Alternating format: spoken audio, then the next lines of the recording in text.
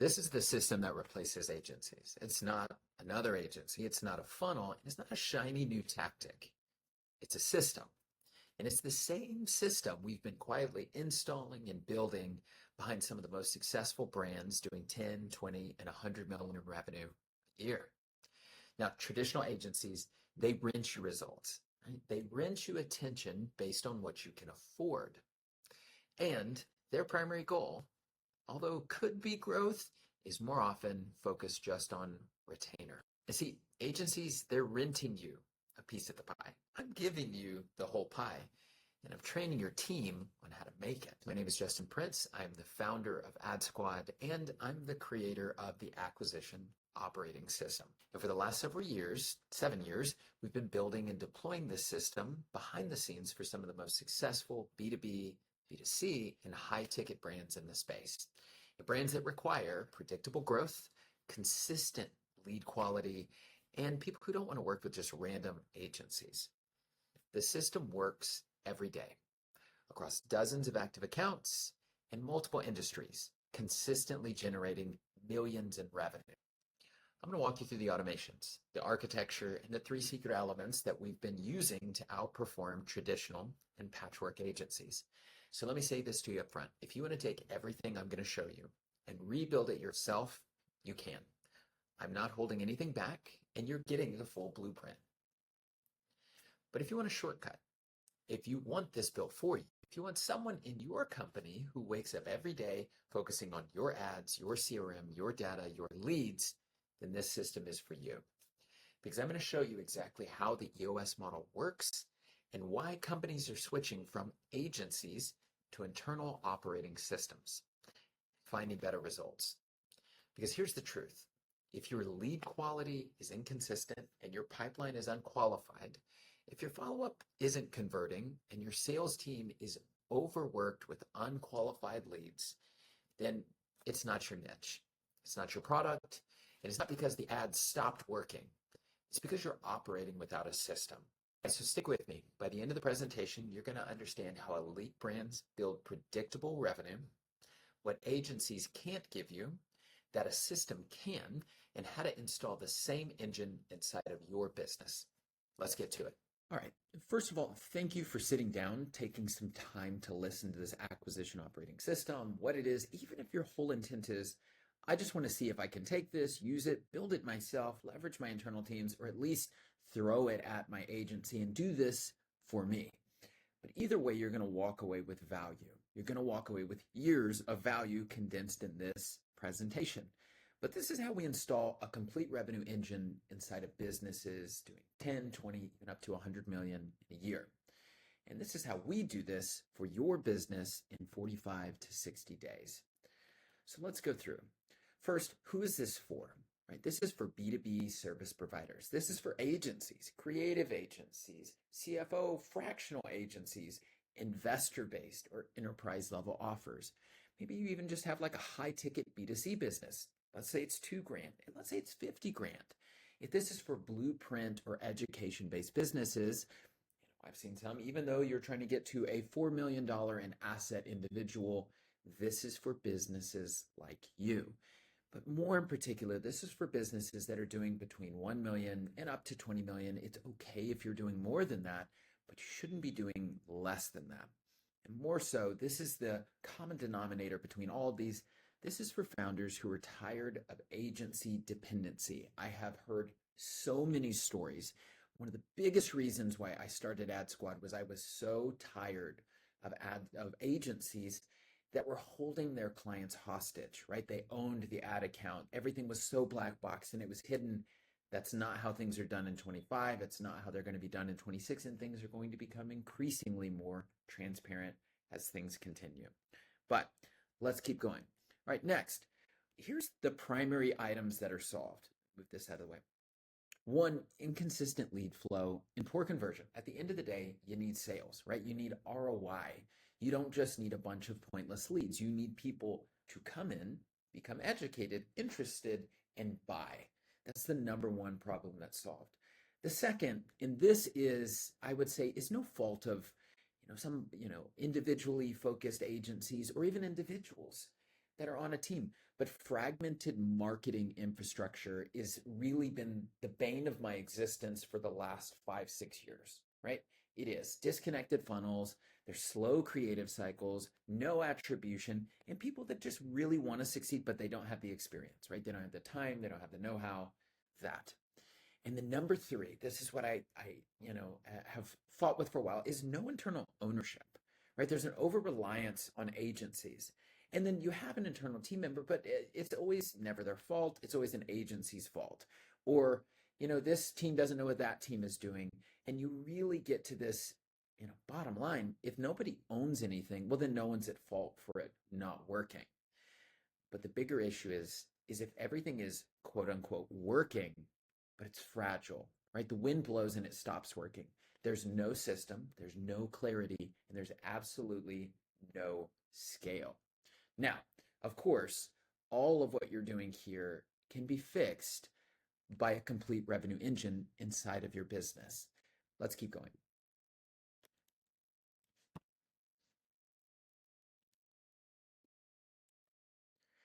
So a little quick background. Why listen to me, right? Who is this person, right? Who is Justin Prince? Why should I listen to him? So in 2015 through 2017, I really was engaged with some of the biggest agencies, and I got to work with some of the biggest brands, right? People would just throw bukus of money for large scale performance, and it was everything, right? And it was, in my mind, really the early foundations of what was data driven acquisition. Like, how do you really get people to do things in mass? And beyond that, that was really the impetus, having worked with several big agencies, to say, I need to start Ad Squad. The gap in the market is we care. We don't put monkeys in the middle. We really want to get to the end result of what's working. But as I started that, I also was several I also had several, additional businesses at the same time. That squad was still very early, and it was mostly me working with people that I knew I could trust, people that would come in and their passion was really behind their expertise. And it wasn't passion without expertise, and it wasn't expertise without passion. It was the blend of both. But at the same time, I had started two different businesses, and they were Series A. They were partnered with Google Brand Accelerator, and I raised over $1 billion in a SaaS raise. It was a double-sided marketplace. We were very specifically focused on three different elements of software. And what that did is it also gave me the other side. I had data and I had endless capital. Two of those businesses went on to be acquired.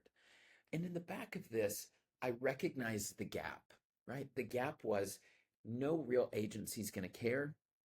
No real individuals with expertise and no passion are going to get you there. And people with just passion can't have what it takes, the expertise, the know-how to get you where you need to go. And so I blended all of these into what is now the AOS, right? And so, of course, along the way, there were several different big successes. I've got my 2 Comma Club. I've got my 2 Comma Club X. I've had chances to speak on stage. I've had a lot of really great opportunity. All right, so quick background. Why listen to me? Who's Justin Prince? Why should I listen to this person? So 2015, 2017, I had a chance to work with some really big agencies. I had a chance to take part in some major things that were happening in digital marketing, Fox, NFL, NFL Legends, and it really began to establish what was the groundwork for me. It was data-driven acquisition. What were all these big companies throwing millions of dollars just for impressions, right? Just countless dollars. What was the goal? What was the objective of where they were going? And that was really the impetus for me to start Ad Squad, right? I was working with great agencies, but people had no passion, right? They didn't care about who they were working for. They didn't care about the brands. They just cared about, their expertise. And I started Ad Squad with a real focus on this. I wanted people with the expertise, proven expertise, and the proven passion that weren't being burned out by agencies. And at the same time, I was also a partner in three different companies. I led Google Brand Accelerator's introduction with three companies. We raised $1 billion in a SaaS raise. This was a double-sided marketplace where we were leveraging private aviation technology alongside the best agencies in the world to convert the 1% of private jet users, and two of those brands went on to be acquired. So with all of this going on at the same time, I have endless capital, I have endless data. What is the real gap in the middle? And for me, that is the AOS. the acquisition operating system. It is the blend of all of those. And along that journey, of course, I've had a few major successes, my 2 Comma Club, 2 Comma Club X. I've had the opportunity to speak on some really good stages. But at the end of the day, it comes down not just to why you should listen to me, but also why you should listen to other people that are like you. So I'll start off with this because if you don't see or hear from others, you're like, why should I listen to this guy? So we'll take just a second here and we'll listen to Dan Reagan. I started working with Dan years ago when he was spending $0, right? Get this, $0 in paid advertising. And now 90% of all of his business comes from paid advertising, where he's getting an average between 6 to a 9x return for the last 3 years. And if 6 months, oh, okay, he's had a little success, 3 years, you can't fake the results for 3 straight years this long. So we'll take a second, we'll listen to Dan. Dan from UGC Factory. I have a glowing review to give to the Ad Squad team. They've helped us scale our agency over the last 3 years, probably even, I think, 3.5 at this point, going from zero paid media to over $50,000 a month. And that's helped us grow our entire business. 90% of our business comes from cold paid traffic. Couldn't speak more highly of Justin and the team. They're super dialed. The ability for them to continually test new media buying strategies, really work on the back end and understand the attribution side of things.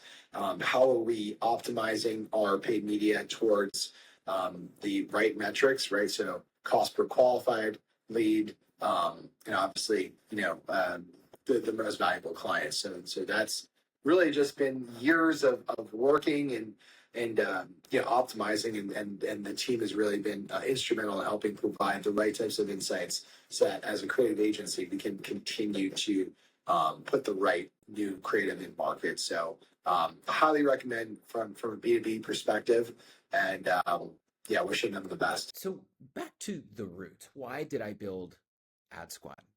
As I was looking at the models, right, I'd hired the best agencies. I'd worked in some of what were the best agencies. I had been an internal hire, right? I've been CMO. And I realized agencies take anyone, right? And quality suffers. They don't integrate teams. They don't really own the outcome. And they're always misaligned with their success. Why? Because they're their own business trying to retain the retainer. And on the flip side, internal hires lack the full stack expertise, right? And if I have both of those, founders really need a system and an operator. And most brands have such an amazing product. They have customers that love their product, but they're missing the system that puts them into an exponential growth category. And I was tired of watching really good companies fail. There's nothing worse than having a really phenomenal company. They have a great product and they're so passionate, but they're suffering from these internal hires that don't know, that are trying to reinvent the wheel to establish their own career, not scale the company, or agencies that just draw these really huge retainers with no real proven ROI, and they just shuffle them through time and time again. So the traditional path is both broken, right? You have the agency model, and I own an agency, and an internal hire. They're both broken, right? The agencies, they're slow, they're distracted. There's no real ownership. There's no integration. There's not team huddles, misaligned incentives, but you're renting the expertise. They have a lot more, you're renting it. On the flip side, you have the internal hire, right? It's going to take you, no joke, 6 to 12 months to get them to ramp up. The first 3 months, they act like they know what they're doing. By month 4, they know what they're doing and they know what they're not doing. And the biggest gap they've got is they're not full stack, right? Creative, ads, CRM, analytics, they are overwhelmed and they burn out without structure. And by the time you get them to a point of profitability, typically month 8, month 9, month 10, well, they've got like 60-hour work weeks and they're not going to do that. So they leave and you're doing this all over again. And as we go through, let's see a little bit behind the agencies. Why do the agencies really fail? And at the bottom line of all of this, they can't afford to spend what it takes to build the system out, but they need the retainer because they're juggling 15, 40 clients. The creative iteration cycles, right? They take so long. They're disconnected from the internal workflows. Why they don't know what's going on is they're not a part of what's going on, and they're incentivized to retain, not to optimize, right? Keep you retained. Don't bother me. Don't shoot me notes. Let me just keep you optimized. And at the end of the day, you're renting expertise. You don't own it, because when that amazing team member with the agency that's been there for a year leaves, well, you just lost all the expertise, all the know-how. Yeah, there's a few notes, but they don't know, because at the end of the day, the agencies are incentivized for the retainer, not for results. Let's go a little bit deeper, right? Flip side, oh, I'll just go to internal hiring. No, because internal teams fail. Everyone thinks I'm going to hire this unicorn and they're amazing, right? This internal, and I was supposedly the unicorn when I worked with these big agencies, but I was so overwhelmed because I now have to be an expert in ads and creative and tracking, reporting and CRM and all these items, and there's no system. You're building it from the ground up. The system in the AOS took me 12 years to build, alongside 10 other experts in the team that I'm paying for their expertise to put it all together. It's not one person. And the biggest issue for companies, it's a single point of failure risk. I've had amazing companies and they have amazing hires and they're like, I'm 6 figures. I'm going to pay this person so well. But that person leaves, right? It's been 1 year and then that person's gone. And the bigger gap is this, the attribution blind spots, right? They don't know, because they're so busy shifting between roles, they don't know what they don't know. And that's one of the biggest gaps in internal teams. Let's keep going. This is the hidden third problem, because if you're like, I'm just going to do it myself, I'm going to teach myself, more power to you. Love that, right? At the start, for a while. If you're doing over one, typically 3 to 5 million, it's time to hang up the hat of being the marketer, right? The bigger issue is the system, right? You have all these tactics. I'm going to get this really cool, course download platform, but there's no real architecture, right? There's disconnected pieces. The funnels don't connect to the ads, which don't connect to CRM, which don't connect to the cold, which don't connect to the, it's attribution. The system has no architecture. And then the second part of this is creative misalignment, right? Messaging and assets don't match the psychology or buying cycle. It is, I'm not saying impossible, just in all of my years, I haven't seen a perfect creative person, right? They can have alignment, the psychology, the messaging, and a data-driven, analytically based individual in one person. There are gaps, and the creative misalignment will waste you millions of dollars. Third, absent nurture, right? You're so busy building creative or a funnel that you're like, ooh, nurture, right? How, what, when do I do this? And then fourth, this is one of the worst offenders here, is broken attribution, right? You don't know what is working, what's not working. And because you don't know what's working, you don't know what to fix, you don't know where to put dollars, you don't know where to put money, then you're trusting some guru that you saw on an Instagram reel and you're like, oh, it's probably that's where my success is. And then you buy a course and you go back to the cycle because it's not connected to the architecture. There's no attribution. You don't know. And lastly, there's no operator, right? What's an operator? Operator is someone that manages the machine, right? There's someone that looks at all the dials and goes, this is working correctly. There's someone that's trained to understand what's up, what's down, what's left, what's right. And if there's no accountability, everything stalls, creative gets stale, campaigns decay, and there's no one to own it. So what is a revenue engine?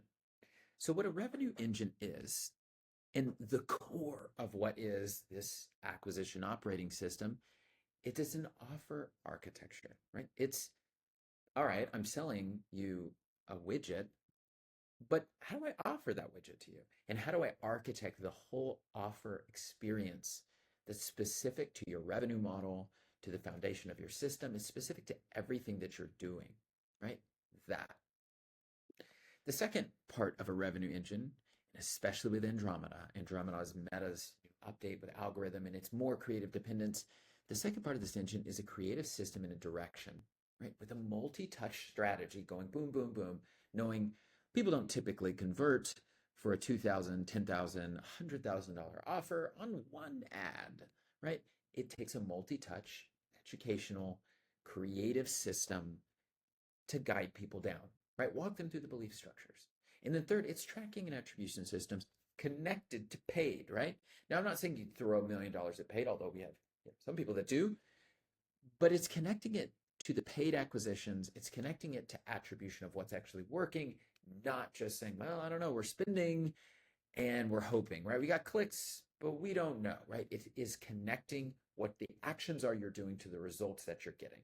And then fourth, every business needs CRM and automation. Now, I'm not saying go sign up for a $100,000 course on HubSpot and a 12-month package and an individual that you have to hire just to manage that. No, I'm talking about a simple, straightforward CRM that is integrated with the automations and the reporting and the iteration cycles to maintain improvement, right? Boom.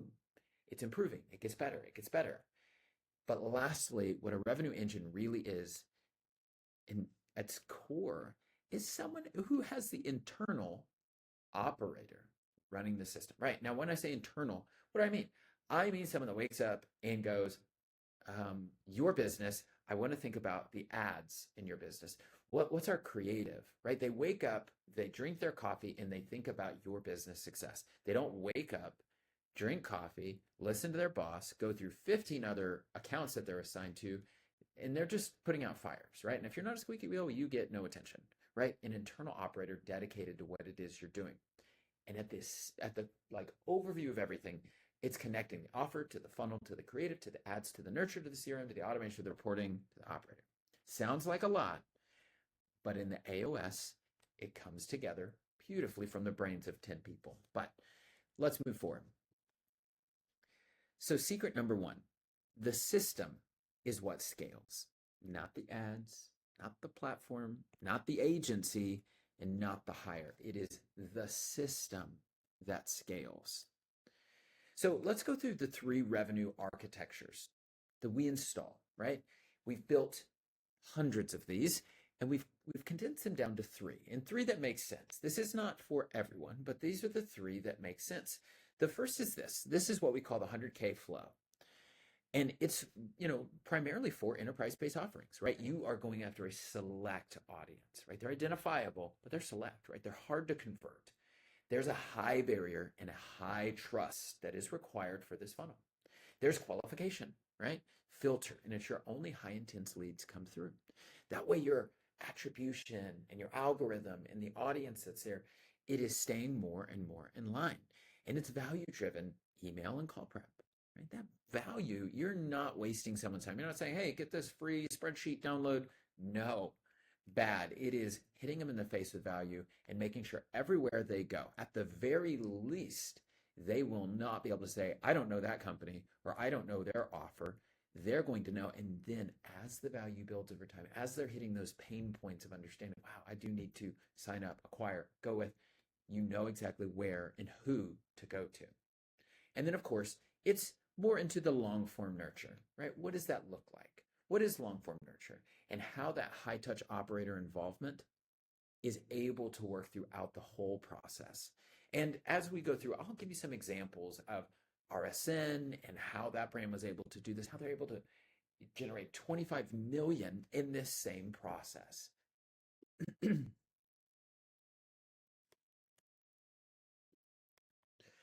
architecture number 2, right? This is more into monthly recurring revenue flows. Think agency offerings. Typically, we find between 5,000 to 10,000 a month, right? That's the agency recurring revenue. And this architecture is really shortened, right? We're doing short to mid-term belief cycles. This is for busy professional services. They're reaching out to either individuals, but more often than not, this is a B2B outreach, right? These are businesses providing services for other businesses. And the second part of this, and this is really important, is establishing authority content and authority proof. So we can stack this on top of the belief cycles to establish more credibility, right? And in competitive markets, we got to cut through the noise, right? There's so much noise. And at the same time, you have to have these multi-path nurture sequences that vary with each entry point, right? Some people are going to see social ad, then they're going to go verify on YouTube, but then they may come in through a landing page on a YouTube, ad that allows these people to come in to either book a call, perform a demo, or get an audit, right? Each of these paths have to be established. And with each of those paths, they have to have multiple CTAs to be able to capture the varying interests from the prospects. Because in this space, it's highly competitive. But if you can break through the noise with a really good CTA and a good proper attribution and mapping, this is the one, even from the example you saw with Dan with the UGC factory, this is architecture number 2. And the most important part is there's tight retargeting loops, because it's the worst thing in this space, in this architecture, where you generate all this interest in education and then somebody swoops in because you're not doing proper retargeting, right? Happens to the best of them, but without that proper retargeting, the tight retargeting to go from education to interest, now you have a CTA that makes sense. They opt in, but they don't book a call, right? The retargeting has to be there to get them across the platform, across the line, signed up. This is architecture number 2, right? And then number 3.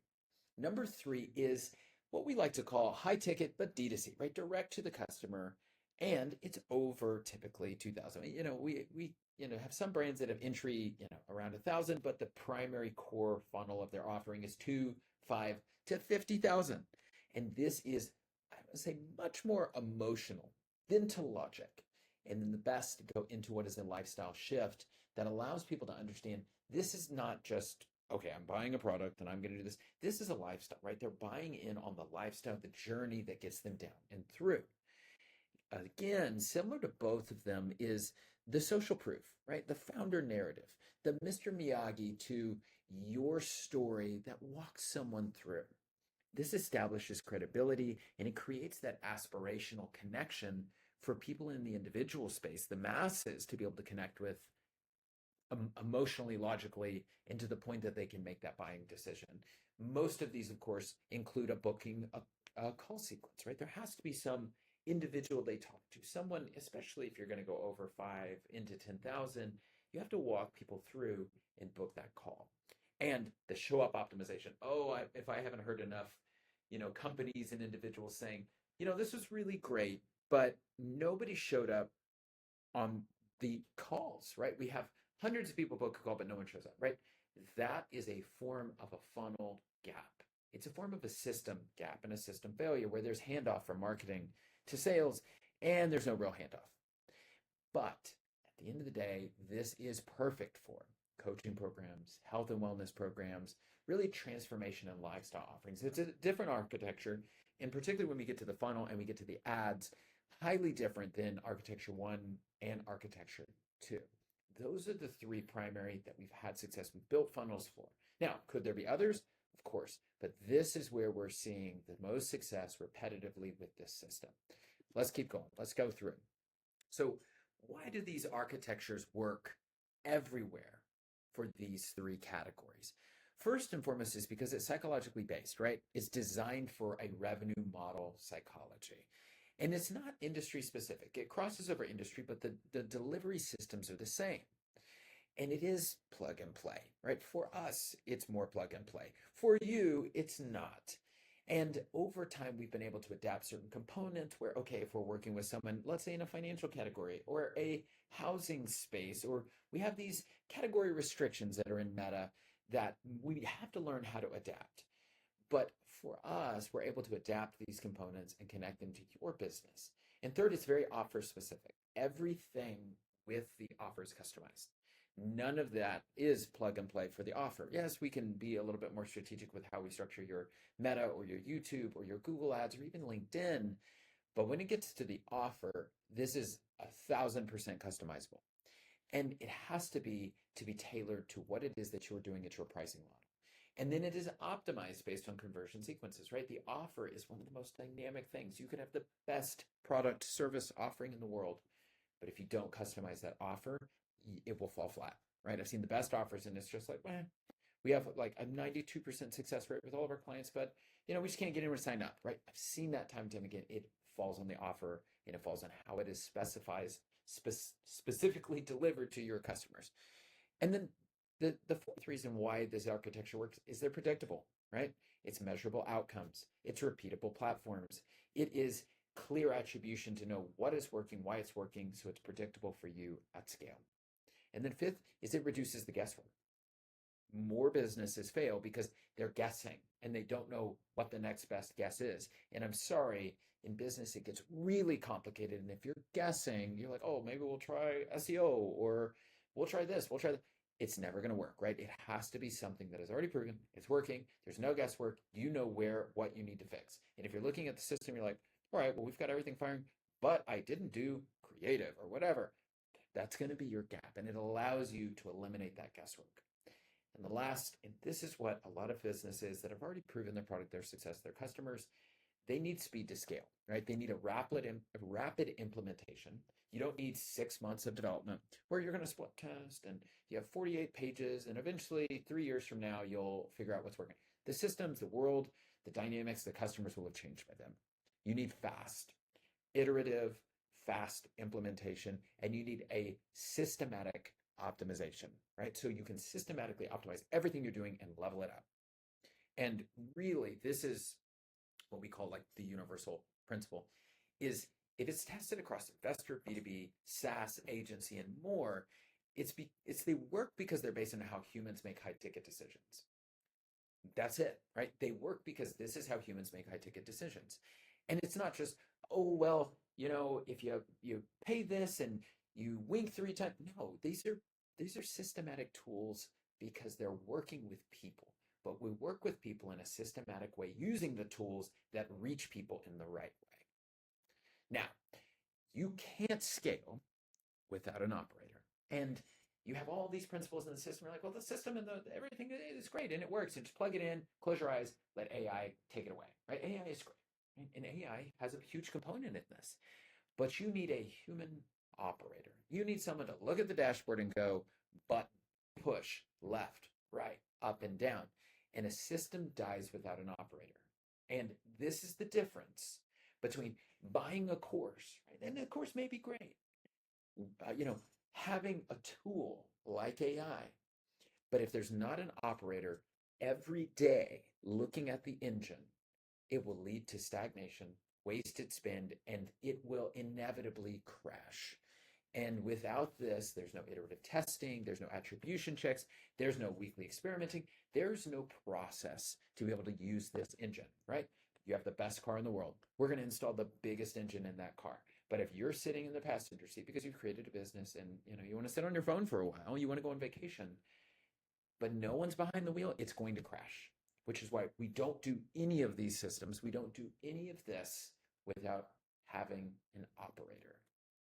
So let's change gears a little bit. Let's talk a little bit more about why multi-touch, why you need compound marketing, and how you leverage this with the system. You're thinking, wait, whoa, we're just talking operator, now we're talking multi-touch. An operator is something I'm going to touch on time and time again throughout this. But let's shift gears. Let's talk a little bit about why multi-touch matters. And multi-touch is the essence of what it is we're doing. Actually, I'm going to go all the way back. Guys, note, I'm going to delete this. Why multi-touch matters. Get rid of that. Pointless. All right, let's summarize all of Secret One. Right? What is Secret One? Agencies fail because they're disconnected. They don't know. They've got some expertise, but they fail because they're disconnected. Second, internal teams fail because they're incomplete. Right? One or two people with limited experience, they don't have the exposure of 15, 20, 30, 40 agencies, brands, clients, customers, offerings. They fail because they're incomplete in what it is, their expertise, their knowledge, and their tools. And three, funnels fail because systems don't exist. And lastly, the revenue engine solves all of these. That's only secret number one. Let's keep going.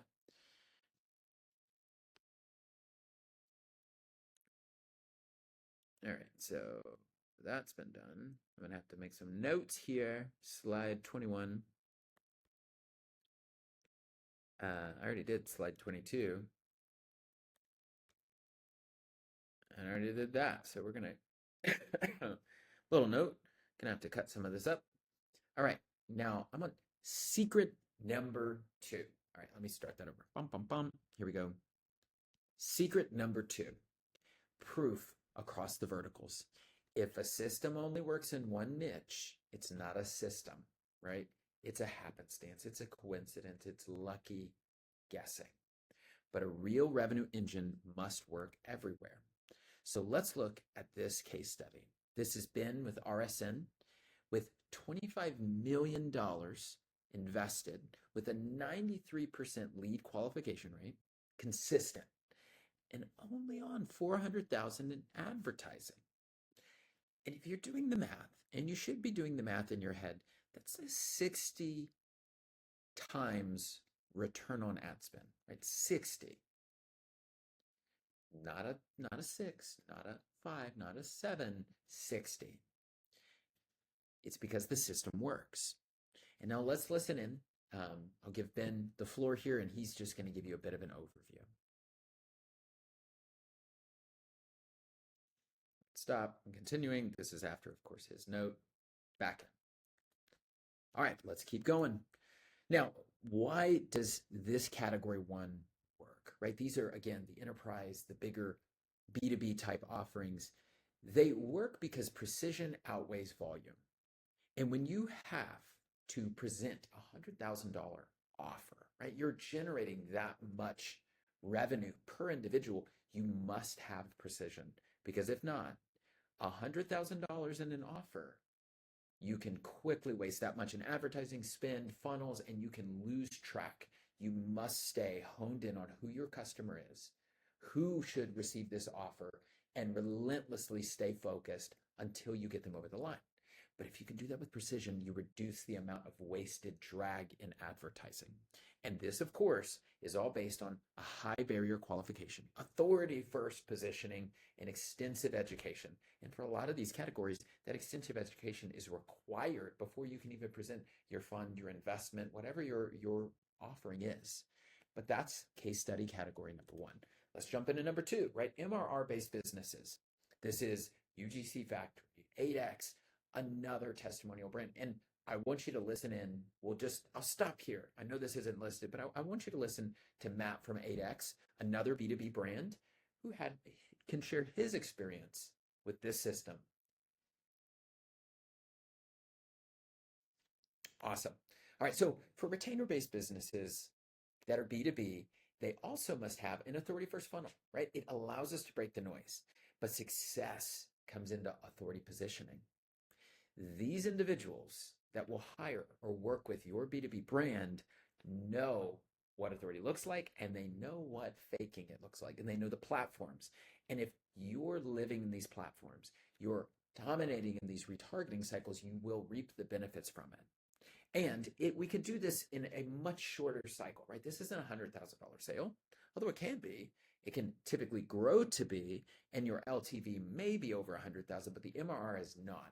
And we have to work faster, right? Short to mid belief cycles, which means I can expose, I can educate, I can get them converted and over the line in much quicker cycles. And if I don't, I'm going to lose them to someone else who can.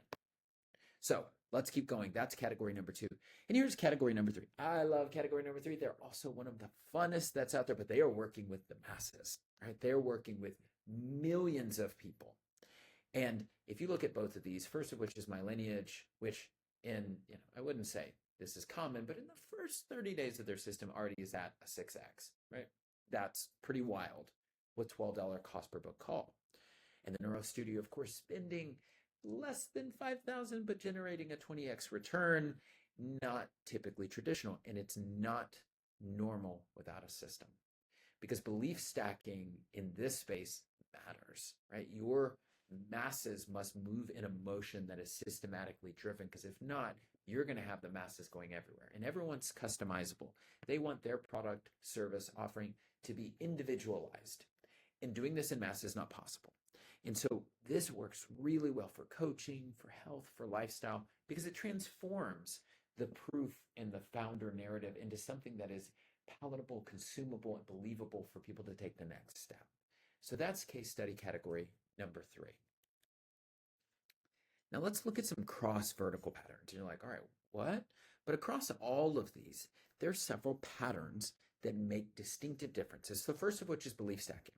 It doesn't matter if you're buying something for yourself, you're buying something for your own B2B business, or you're making a major enterprise decision or a major investment decision. It requires this stacking of beliefs. And it's progressive conviction building, right? I can take someone from exposure, right? Oh, I don't know what that is, to, oh, I've heard of that, to, I've heard of that, I'm educated, and I'm interested in that. And now I'm beyond interested, I'm sold. Take my money because you've walked me through the cycle. Now, paired with that, and this is something that is synonymous with success in every platform, algorithm, it doesn't matter, is creative iteration, right? Your first round won't likely be the one that works.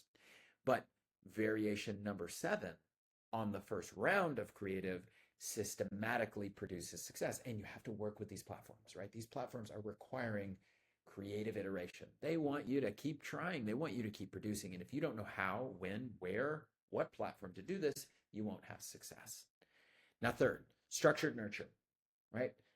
I always like to use relationship analogies, but odds are you won't get the marriage proposal yes on your first introduction. You won't, right? It takes a process. It takes relationship building. It takes introduction, education, a relationship. Humans are relational, right? They're not just a system or numbers, and you have to structure the nurture, multi-touch, right? You can't be too pushy. You're like, oh my gosh, this is crazy. But it has to be in a proper nurtured sequence to be able to adapt across the vertical, whatever it is, whether it's call, SMS, voicemail, email, ads, it has to be structured. And next, a clear narrative, right? And you're just like, oh my gosh, man, I get it. You're talking about this. I'm talking about this because it matters. And I'm talking about this because this took years to bring this into a cohesive delivery system. And the narrative is no different. What you're walking through is a narrative of explanation and exploration where I was able to identify, hitting my head on most of these problems year after year, addressing these problems internally on my own companies, addressing these problems on my agency, on brands that I just cared so much about. But if you don't have a clear narrative, and if you're not walking someone through this, you will never get that clear success that you want. The same thing applies here in the system, right? Directly next to that is a systematized funnel, right? The funnel that walks you through exposure, engagement, right? Oh, well, maybe I do want to get on a call now. Oh, maybe if I get on a systemized architect-based structure that is based on success in my category, I'll have better success, hands down. Maybe if I work with a funnel that's produced $10 million, oh, I'll have better success. Or maybe I work with someone that has produced not one, not two, but over 20 different funnels producing over 10 million. Okay, maybe I'll listen to that person. Maybe I'll take that systemized architecture because there's something to it. That's what happens here. And then last, this is distinct. And I love this part of it because it allows me to do the thing that I've wanted to do from the start. It is the individual focus. It's someone who wakes up and thinks about your business. It's someone who drinks coffee and thinks about your business. It's someone that goes to sleep and thinks about your business. It's someone that is in the shower thinking about your business and how they're going to fix it because they have the revenue engine. They're behind the wheel. You're in the passenger seat saying go, and it allows them that daily systematic execution. That. And why this works everywhere is it's based on these universal principles, right? Human psychology, buyer behavior, multi-touch exposure. And it sounds so simple, but if it was, you wouldn't be here, right? It sounds so simple, but it takes years and years of execution, problem, solution, adaptation, overcoming into this engine. But that's only secret number 2. Let's go to secret number 3, right? This is my favorite part. And I said I'd talk about this a lot, but here I am again. This is the embedded strategist model. It's the operator gap, right? No one owns the engine. This is the gap that you probably have because you have an agency or you have an internal hire, but they're a CMO and they're busy, right? They're doing the operating, budget for the quarter and they're not there.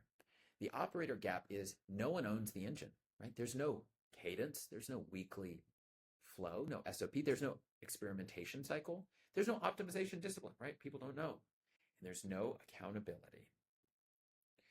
This is the biggest bottleneck of all the businesses I work with, right? All of them. because they don't have this. They don't know what this is. And because there's no system, there's no operator for the system, they're scrambling, trying to hire blindly to fill gaps they don't know that are there, to build tools they don't need, because there is an operator gap and there's no system or operator. Let's keep going. So let's dive deeper. Now we've identified the operator gap. What is the creative strategy? How is it detailed, right? This is an ecosystem, right? And I'd be remiss if I didn't give some credibility. This is alongside the journey of working with some of the best creative agencies, both my own and others, and understanding what is distinctively different in good creative. And it's not just one good creative, but it's an ecosystem. Developing the hook at the beginning, right? What catches you? What draws you in? Then the angle, right? How is this positioned for you? Then the narrative, right? The structure, the story, walk me through. And then it doesn't stop. It is the iteration protocol, right? The protocol that says, this is how you must adjust if it doesn't work, right? First 3 seconds, there is no thumb stop rate that is high. Boom, we adjust it. We need to work on the hook, work on the image, work on the adjustment. And then lastly, how do you expand your reach? How do you use some of the UGC tools, the whitelisting framework? How do you work with the new AI creative that's out there? What do you push into this new AI creative? And how you can work through 15 to 25 hooks and work through delivering polished ads and templates for ongoing production. That is a huge part of this system. And why internal hires don't solve it alone. All right, I'm going to delete this slide 34. That's a waste.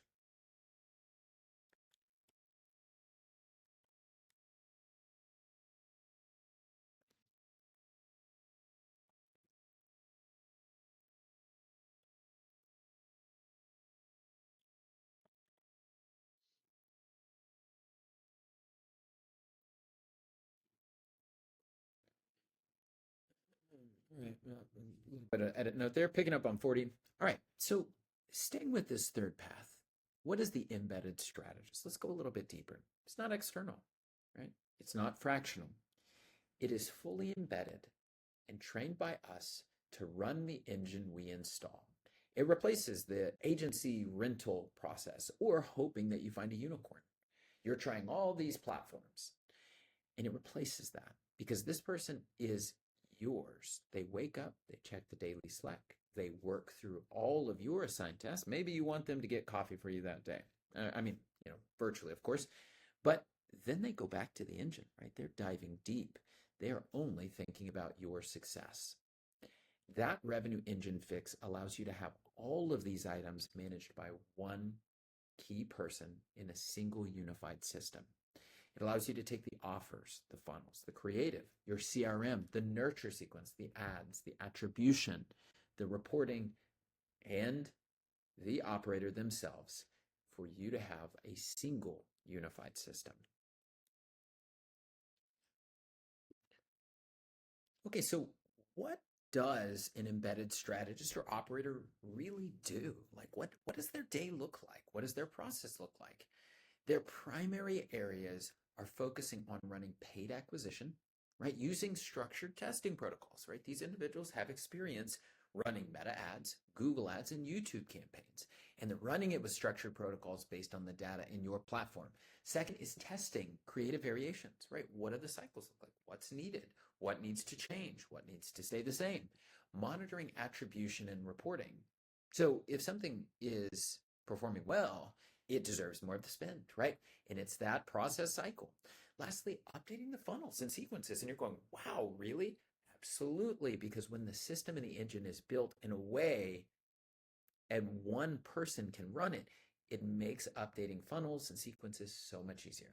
And lastly, they are executing on the revenue engine playbook. This is the playbook going back 7 years, being built from end to end with system management so they know how and what to use. Now, could you do it? Of course. But again, you're going to want to sit in the passenger seat occasionally and have someone to be able to run this system. Let's keep going. I'm going to get rid of that core belief. I'm going to get rid of this, get rid of this.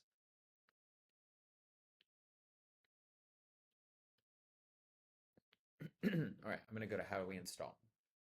Okay, We'll dive into the who here in just a minute, but here's how we install your strategist.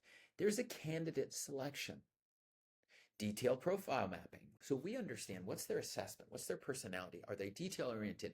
Then we screen for growth mindset, right? Do they have the ability to learn, or are they stuck in this, well, meta doesn't work and 2023 testing principles are still the best? No. And do they have agency or marketing background? It's preferred, but it's not required. Then we run them through selection guidance for internal candidates and new hires, right? We're running this perpetually.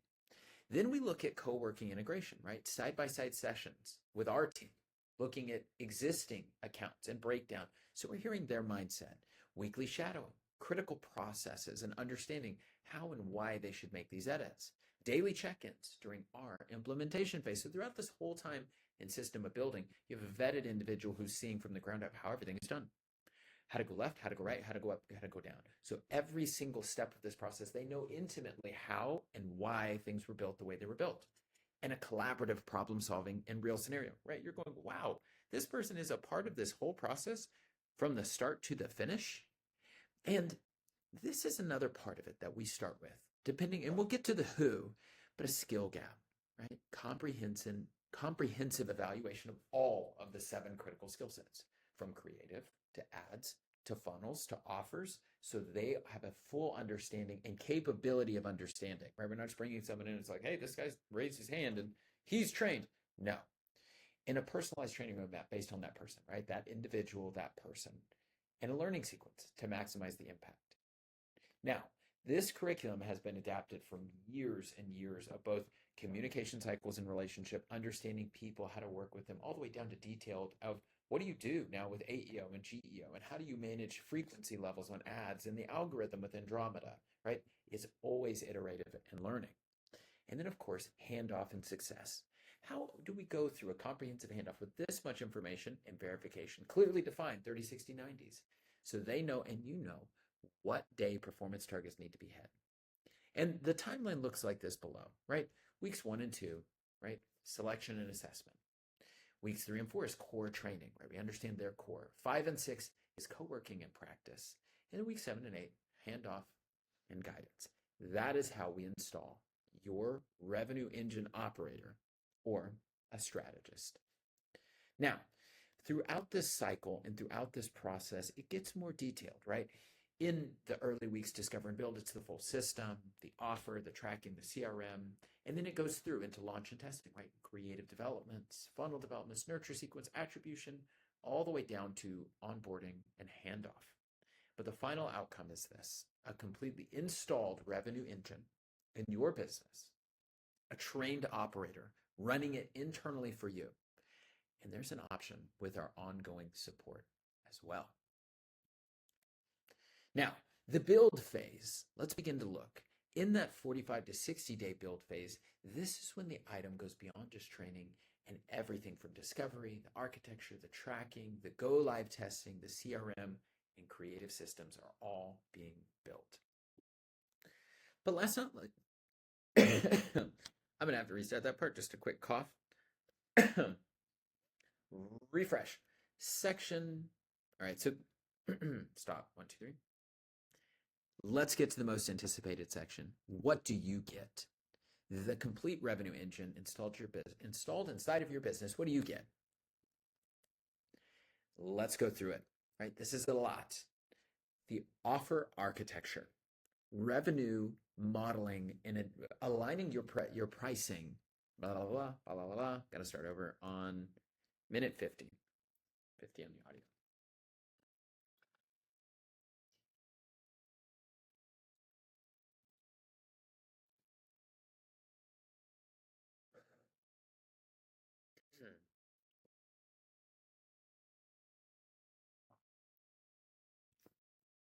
The most anticipated section.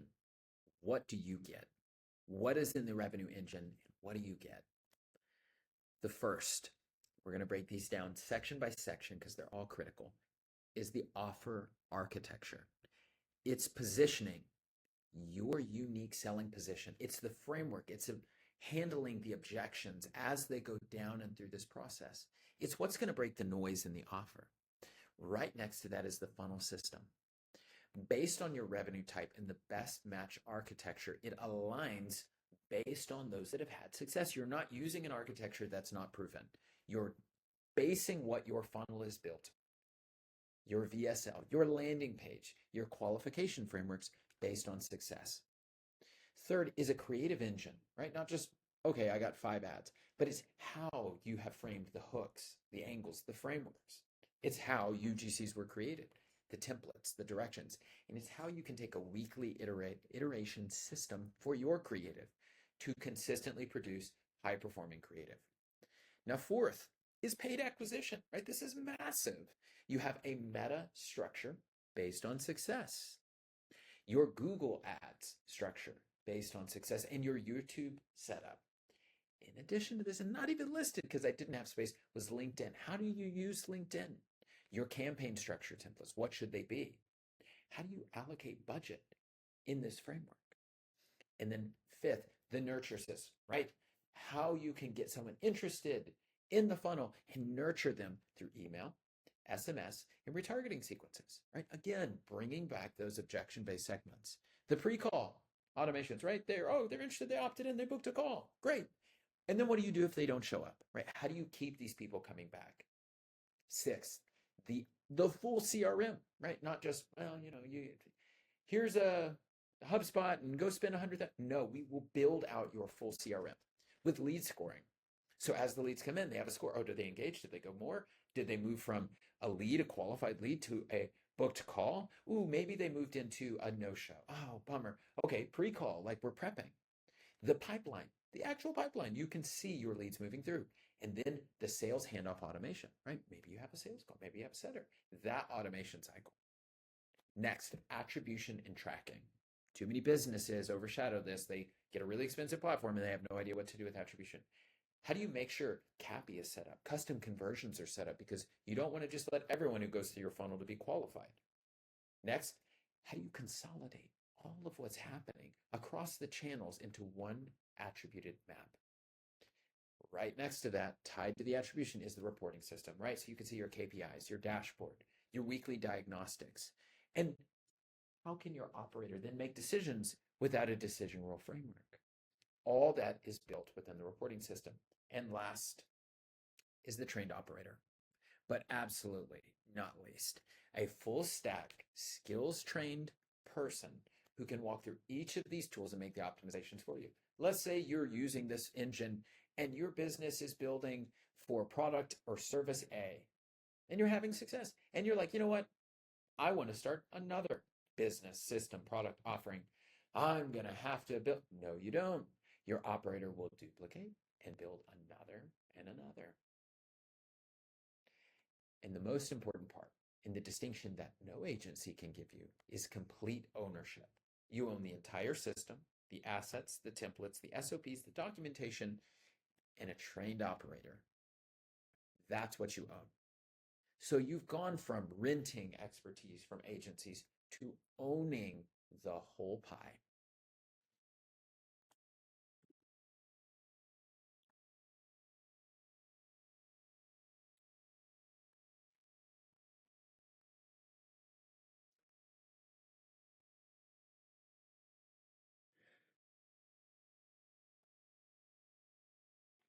Diving even deeper. What's in the strategy and architecture, right? You're matching the revenue model. Actually, I'm not going to go through these because I'm pretty sure I just did. Let's look at the timeline, right? Let's break it down week by week. So in the first 2 weeks is the foundation. It's completing the audit, the discovery. It's uncovering all of what your business is. And then it's matching that to the revenue architecture design that has had proven success. Then it's backward designing that architecture to your specific foundation. Of course, bringing in all of the fun tracking and attribution, which is quite a long setup, which is why it starts here. And then it's beginning that revenue engine, right? It's getting the wheels turning so you can consistently produce quality creative that converts week over week. And then we move into, weeks 3 and 4. It's the build, right? It's the initial launch. It's the funnel being built, the CRM, The first ads are created. The nurture sequences are being built. The go live testing is happening. The early performance is being checked. Weeks 5 and 6 is operation and training, right? It is the intensive training. Now, this is likely happening all throughout this, but it's getting much more intensive at this point. The experiment cadence has been established. The dashboard is set up. They're beginning to operate in its infancy before it goes fully live. Then the iteration, the co-management, all of this transition is happening here before we get to weeks 7 and 8, which is the handoff and scale planning. It's the documentation, it's the established benchmark, and it's the scale plan and the roadmap. And the end result within the 60 days is the complete revenue engine is installed and operational with your fully trained individual.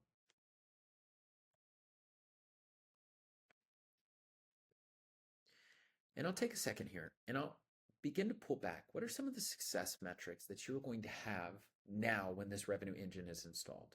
The first is in channel, right? And your operator will be able to use and measure with each of these. In the channels, he's going to be able to look at the CTR, the CPM, the current cost of acquisition, the audience match score. You're beginning to get all these in channel metrics, and then your creative metrics, the hook win percentage, your thumb stop ratio, your creative fatigue, the engagement, the A/B testing significance, funnel metrics, right? Landing page conversion rates, your stage progression, right? The qualification scores, the engagement metrics, how many people are showing up? What's the call quality? What's the open rate? The SMS open rate? What's the revenue metrics? The cost per qualified lead, the cost per sales qualified lead, the cost per acquisition, and then the ROI, right? What is the LTV? What's the current cost of acquisition ratio? And at the end of all of this, you must measure what matters to be profitable. So throughout this engine, you're likely going to get so many more metrics for measuring success and benchmarking your business than you've ever had before. Because when this is installed, these are commonplace. This is what every business that uses this engine is receiving. Now let's move to the investment. You've seen all of this, right? In this whole framework, the average of what we charge is $60,000 for this investment for our current brands. And the ongoing investment for us to continue maintaining this is closer to $120,000. And you're saying, oh my goodness, is it worth it? 1,000%. If I'm able to return millions, 120,000 is nominal. But we've changed our cost strategy to make it more palatable. Our phase 1 installation, which is everything, the entire engine, the build out is 20,000. And we break it into 2 monthly payments, right?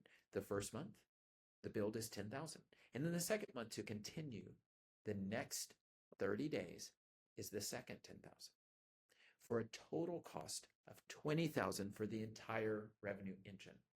And if you're like, oh my goodness, that's so much, hire an agency and you will see the cost time and time again, and you own nothing. You're renting it. And you're saying, okay, well, if that's phase 1, what's phase 2? Because there's the other 100,000 at phase 2. And that's where you're wrong. Phase 2 is monthly support tiers, right? These aren't even required. But the first you're going to get anyway because it's included. The first is light, right? This is the training during delivery. If you determine someone on your team is going to be the operator, we will walk them through light. The system training, the CRM, the ad and the media buying, the creative SOPs, the automation SOPs, they can be deemed your internal operator and be trained if they're qualified. We'll walk them through that qualification process. And if they're not qualified, we will tell you before they even begin training. Next to that, and this is where we hear the most common requests. Well, I want the engine. I'm excited. I'm ready to get started, but I don't have an operator and I don't even know where to begin to get an operator. Well, we will handle it. We'll find your operator, we'll vet the operator, and we will hire the operator. And they will be trained solely for your business. Right? They're not working in your business and then with another. No, that's an agency. We're not doing that. This is an operator strictly for your business. And that's $2,500 a month for someone only working on your business. I challenge you to go find someone trained in all those categories at $2,500 a month. Good luck. But again, if you have your own operator, go through light. I'm not even going to require you move to the standard unless this person wants to have an operator adjacent to them. And then, of course, is intensive. This is co-driving. This is maximum velocity, meaning you're getting the engine and an operator. In addition to the operator, these are all co-working sessions with some of their best brands. You're co-working alongside architectures that are currently using this, because this is where we're having our existing clients. And there's full creative direction and production ongoing. There's, of course, ad account co-management. There's same day support in Slack, and there's monthly full system audits. But all of these are flexible support. There's a month-to-month option. If you're going 2 months with standard, you have an operator, and then you're like, I don't need it, I can do it. That's fine. And to take it a step further, if you don't want Ad Squad involved at all, right? You want to get the engine, get your operator, and then after a few months, you're like, I love it, let's rock and roll. You can buy out the operator and say bye-bye to us. And then continue, negotiate with your operator, change the pay rate, go up, go down, do whatever you would like with that operator. That's it. Not 100,000, not 120,000, but 20,000 for the phase one. And then the monthly support tier is optional based on what you would like to do. Now, let's go through a little bit more, because this is great, but what's included and what's not?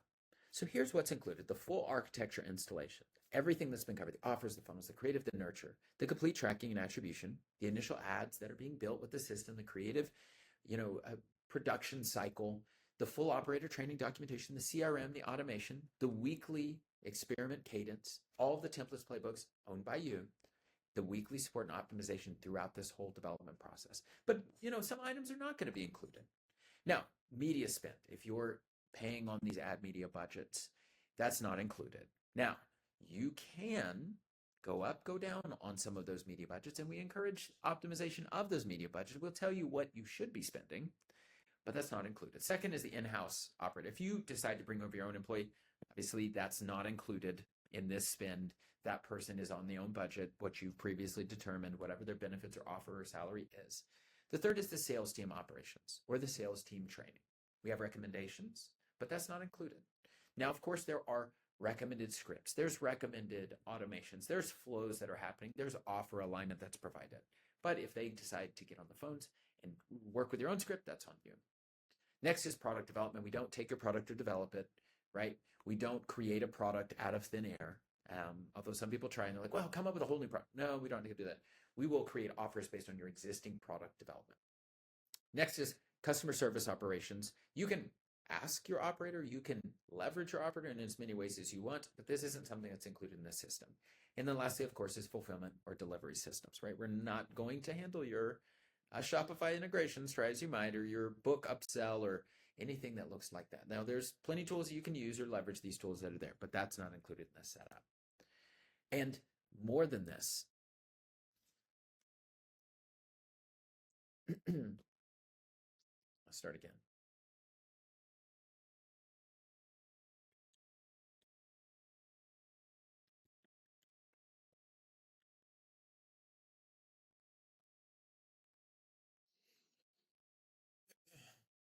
All right.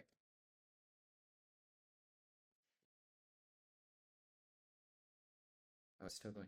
Who's this for?